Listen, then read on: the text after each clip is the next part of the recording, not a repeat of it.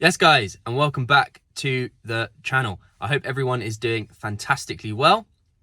Today I thought we'd make a quick little video on a highly asked for topic. I've had a few comments and a few personal messages about this sort of topic, and yeah, I thought I'd just make a quick little video explaining exactly how it works and go through some different setups you can have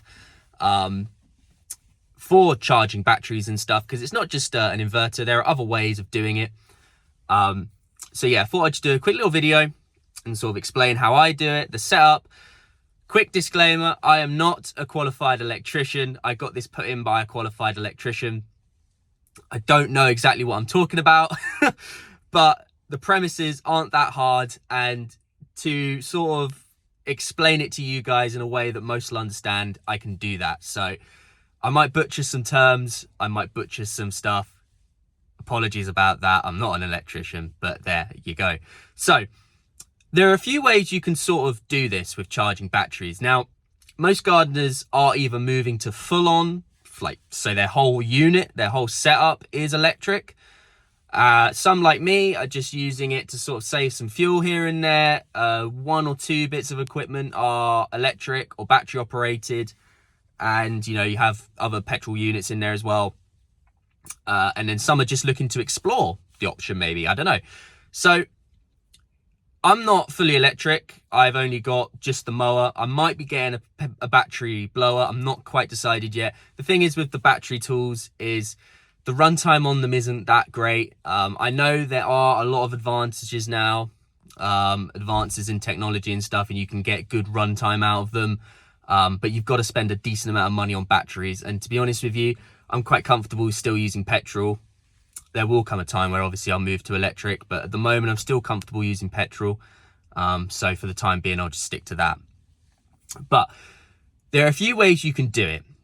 There's sort of three ways you can do it. The third way would be the most uncommon one, which is you charge the batteries up at home, you take them out with you the next day, and you use them like that. Now, it's not very convenient if you're like me and you've got loads of jobs throughout the day, especially summer. You've got loads of jobs. You're going to need a battery recharge. It's inevitable. You're going to need a battery recharge at some point during the day. So for me, it's just not worth doing that. If you're a small company or part-time, you do this on the weekend, it could possibly work. It could work. The Ego 10 amp hour battery, you can get about 75 minutes of runtime on that. So you could potentially, if you had two of those, charge it the night before, go out, do a few lawns, and you probably could get away with it like that, actually. But if you're like me and it's your day job, you've got a lot of lawns to get through, it's not really going to work. You're gonna run out at some point. So the second way of doing it, and I have seen this on a few gardening channels now, they have gone down this route of doing it, and it is a good way of doing it. I'm not here bashing any of these ways, by the way. This isn't this way is better than this way. It's all personal preference. There are going to be people that use different ways than I do, and that's absolutely fine. It's whatever works for you. Now, the second way of doing it is you buy essentially it's a big battery pack. It's a portable power bank, but it's a lot bigger on the scale. You're talking a lot of a big box, as such, to like a little power bank you get for your phone or something. We're talking about a massive big box here. And that's another way you can do it. Now, the downside to these are they are expensive. I was looking into it myself to get one of these power bank boxes. They are expensive. Now, you can pay up to £1,000, I've seen, for some of these power bank boxes that will charge your batteries. And it's expensive. And that's sort of the only real downside I had to it, is it's a lot of money for it. But the advantage is it's portable. You can take it wherever you like. If you've got some, I don't know, you need to take your power bank out to the lawn or something, you can do that. You can take it wherever you like. Really good. And obviously you take it home, charge it, bring it the next day, sort of thing. So that can work. It can work. It can definitely work. I know people that charge their batteries all day long off of these power banks, and they're really good. So that works. And then obviously the first kind of way of doing it is the way I'm doing it, which you have an inverter plumbed into the battery, which will run when the vehicle is on, and you plug your battery in and it charges off of the inverter. Now, the advantages to this is it's cheap. Now, a typical decent inverter is going to cost you around 80 to 100 pounds. I can't actually tell you how much I got mine for because it was a gift from my mum's partner, who's the electrician. It was a gift, he plumbed it in for me. So I can't actually tell you how much it costs, my one, but I have done a little bit of research, and typically you can get an inverter for around 80 to 100 pound for a decent quality one that's going to be able to charge your batteries on the rapid charge setting. So that's key. You want a decent one because these the chargers for these batteries, you'll only get the rapid charge out of them if you have a high enough wattage to be able to get it out of them. Otherwise, it will just do whatever it can do and it will charge slower. So just bear that in mind as well. So the inverter I've got runs off of the battery, which I'm going to show you in a minute. I'm not going to show you the actual battery because it is long to show you the battery in the transit vans. You've got to take the fucking seat out. Sorry, my language. Excuse my language. You've got to take the seat out to get to the battery. It's a palaver, and I'm not doing that today. But what I will show you is I'll show you the switch I've got down here by my seat, which turns it on and off. And I'll show you roughly how to set it up and how it works and how I use it to charge my battery tools. So without further ado, I'm going to go outside and show you the seat of my van, and I'll show you the switch and how it sort of works from there. So let's go to that. All right, guys, so apologies for the wind noise. So right here is my switch or phase breaker. That's currently in the off position. To switch it on, you just flick this up. To turn it off, you just press this little button in. Now, this live wire goes through here, and under here is my battery. Now, this is just grommeted in, and this goes to the screws on to the top of the red terminal here. So through here we have the cable. Just get this in focus. There we go. And then the other end, it comes out and in. I don't know if I can get a picture of that. Yeah, I can just about. And in through the bulkhead here through some grommets. Now, this is the best way I found of doing it. There are other ways where you can tap into the ignition system and it will pop on when you turn the ignition on and stuff like that. But to be honest with you, it seemed a bit of a headache as you have to chop into the wires and the ignition and stuff. And I didn't really want to go and do that. So this was what we found was the easiest way of sort of doing it. And yeah, I like it. It works. It's simple. Switch it on and off. Make sure you switch it off when you exit the vehicle, or else you will completely drain your battery, and you do not want that. So remember to always turn it off. But yeah, it works. It's good. That's on. You can probably hear it beeping, and then you just turn it off like that. So so yeah, it works pretty well. And yeah, I find it works the easiest like this. So what we'll do now is we'll go to the back of the van, and I'll sort of show you the back of the van and stuff like that. Right then, so as you can see, it comes through the bulkhead there, again with some rubber grommets on it. Comes through the bulkhead here and goes up behind my spade, and then comes up into the inverter, which is just screwed in there on the red side. And the black cable is an earth, which then earths into the side of the van via that screw that screws the plywell into the side of the van. So that earths out there. So as you can see, I've got my Ego rapid charger battery set up here. Now, these batteries are really good. I really like these batteries. Let's get it out here. I do really like these batteries. Obviously, when you press the button,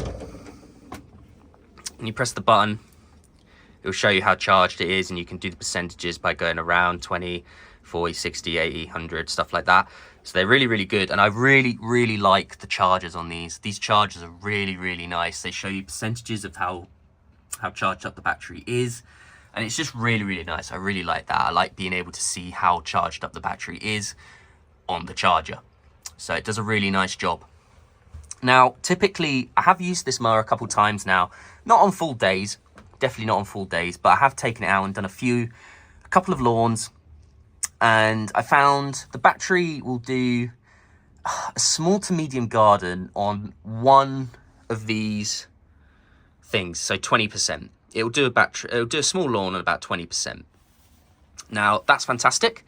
It means that once I do the small lawn, just pop it in the charger, and it will charge the battery from completely flat to fully charged within about 25 to 30 minutes, which is amazing. It's really, really good, and it works really, really well.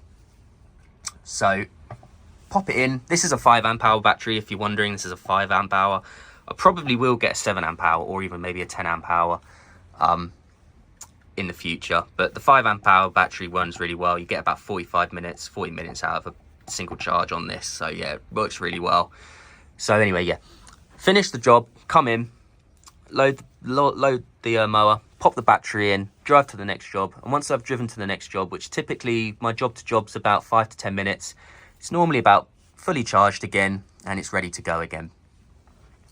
So that's sort of the setup there, and that's sort of what I do. In the future, I will be getting another one which will go there, and like I say, I probably will get a 7 or a 10 amp hour, just so you can do bigger to medium to bigger lawns with it.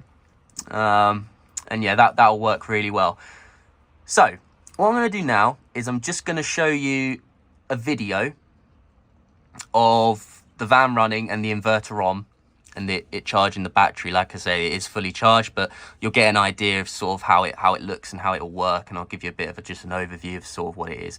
If anyone's interested, this is a 2,400 watt inverter. Yeah, it's pretty much all I can say about it, really, in that term. I don't want to go and flipping butcher anything else. So it's got 4 USBs, 2 plug sockets. So what you could do if you were going to run this setup is you could get, I know Steel do it, I know Ego do it, they do the multi-charger boxes where you can get lots of boxes for them. I think Ego do a 3, where they do a 3, so you can get 1 and 2 and 3 off of one lead. That would work really well. It means you'd be able to charge 6, 7, 8 batteries at once.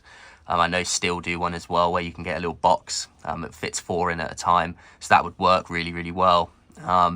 If you had lots of power tools sort of that were electric, that would work, and you'd be able to just plug the 2 in like that.